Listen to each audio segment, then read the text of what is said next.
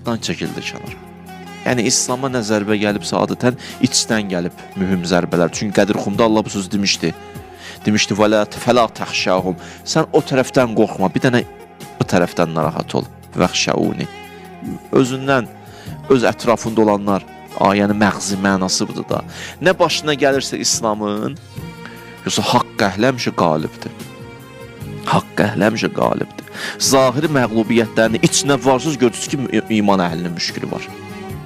Peyğəmbərin yanında olanların Uhudda məgər qələbə olmayacaqdı, olacaqdı da. Niyə məğlubiyyət oldu? Zahiri məğlubiyyət belə deyək oldu da, hə? Niyə oldu? Çünki qulaq asmadılar Peyğəmbərə. Hüneyndə niyə oldu bu vəziyyət?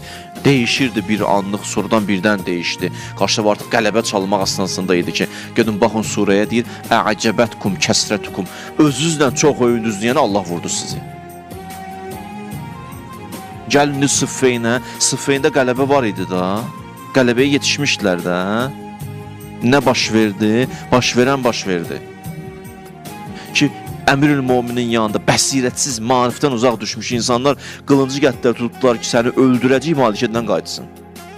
Malikə gəldilər, Malik vəziyyət pisdir. Dedi, bir addımlığındayam. Dedi, Əmirül-Mominin həyat təhlükəsi var. Dedi, canım Əliyə qurban olsun, qayıtdı geriyə. Vəziyyət budur. Bunlar tarixdir.